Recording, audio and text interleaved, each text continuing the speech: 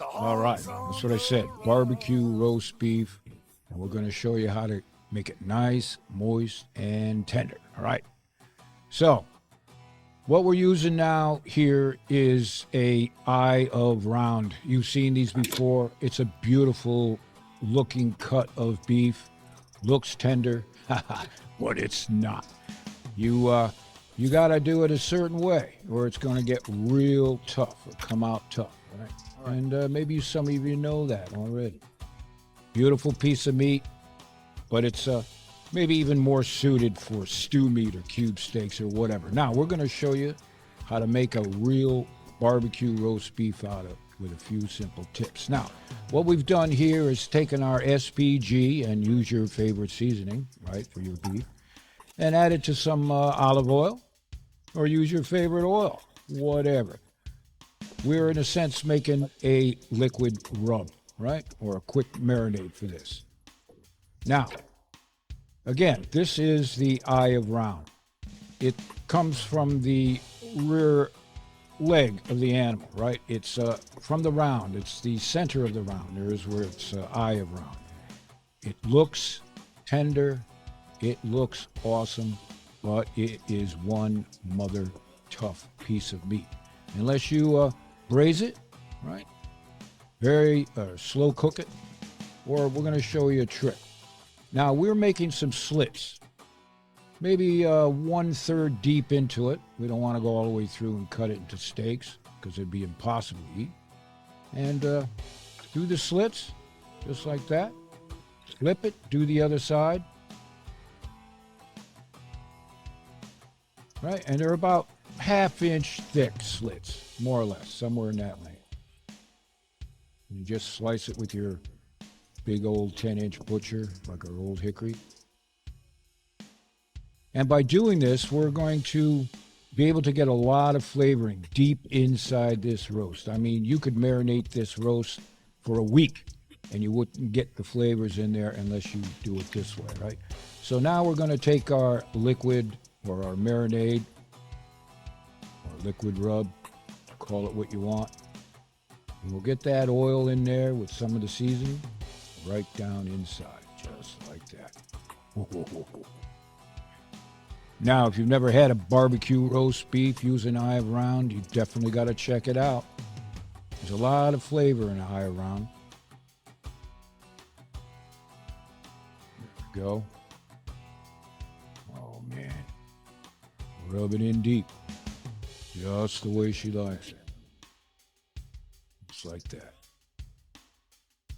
All right, now, we've got some oil in there and our flavoring, our seasoning. And now we're going to add some garlic powder. Now, we like to use the garlic powder anytime we're using beef or garlic, right? We're going to use the garlic powder because it kicks it hard with garlic. A lot of garlic flavor in this. Now, you can choose your own favorite spice or whatever, but garlic powder like this works. Just a little bit. Don't overdo it. Sprinkle that in. And now we're going to take some breadcrumb, or panko in this case, right? You've seen panko before. It's a great oil-infused breadcrumb. And what this is going to do is help retain some of the moisture in this piece of roast beef. Right? Just a sprinkle, both sides, get a little bit of it in there. And it'll add an outside texture to this roast as well. Nice. Oh. Looks good enough to eat already. But it's not. So what we want to do next is tie this roast together. So get your chef string. You've done this before, right? Tying up a roast. We want to keep this all together, nice and tight, right? Again, our objective is to try to retain as much moisture in this as we can. There's hardly any fat, so we do it this way.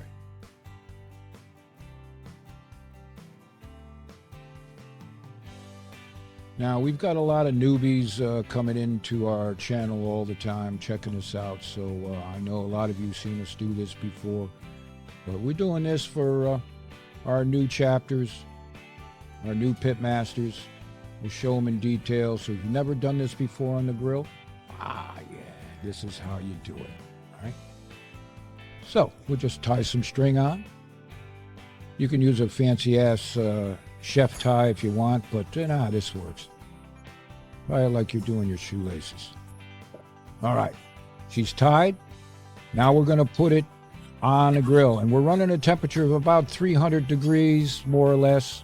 Right? We're going to cook it slow. We're using indirect heat. In other words, the charcoal is on one side because we're going to roast it. Perfect.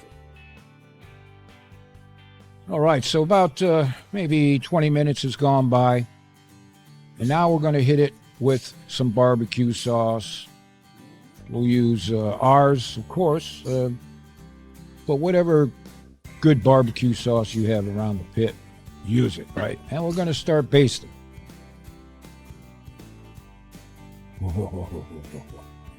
This is the best part, right? You cannot believe how good that smells. But as I say, can you smell that? It smells good. And if you can't, you're on the wrong damn channel. So we basted one side, flip it. Look at that though. Oh man. And baste the other side. And you can do this several times during the cook. And it'll take, this could take up to a couple hours, depending what temperature you got. Again, we want to go slow, 300 degrees Fahrenheit. That helps retain the moisture. We dry this out, and it's really not edible. And of course, anybody who's cooked these rounds knows exactly what I'm talking about, right? Oh. All right, a little bit more to go.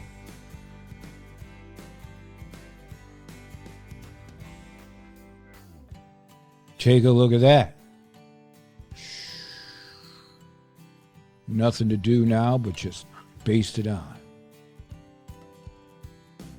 Like an artiste, right? Take your time. It's in the detail. We got a piece of happy beef there, right? With thanks to Bob Ross. You can keep this up as long as you want. That's pitmaster privilege. Put the cover back on, and not long to go. Oh, yeah. Now, we happen to have a side of onion rings and some French fries. We'll throw that on, begin heating up, because this roast is just about done. And in the miracle of time, this barbecue roast beef is done. You want to cook it to an internal temperature of about 120, right? Pretty much rare. You go much beyond that, you're going to start drawing out the moisture and drying it out. So the trick here is we pull it out about 118, 120, and we're going to tent it with some aluminum foil and let it sit for at least 20 minutes to a half hour. Yeah. All right, I say it's time to eat. Take a look at that. Oh, baby. We're eating good tonight, Martha. Now, let me show you how moist this is. See? We cooked it at a lower temperature. We took our time. And this is what you got.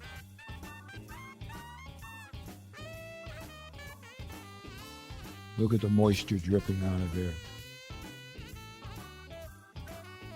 And talk about a fancy-ass looking piece of roast beef. If you're smug, you definitely want this on your dining room table, huh? Take a look at that. Now, you could serve it on a plate with taters and beans or whatever, right? Or you can make a sandwich out of it, which we'll do. Look at that. All that flavor is deep inside.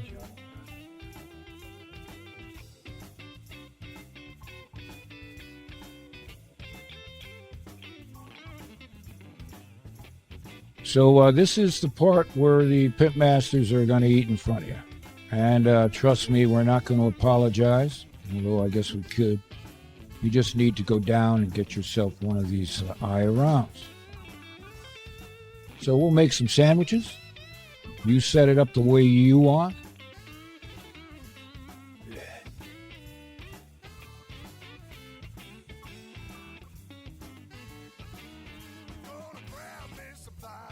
Yeah, not much more to do, man. Not much more to say. Yeah.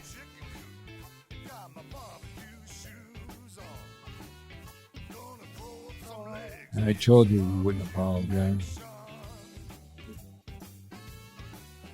So if you like this video, subscribe to us, follow us, give us a shout out.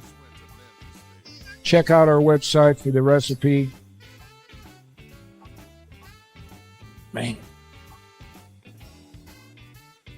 So the next time you're looking for a recipe for your pit, check out BBQPitBoys.com.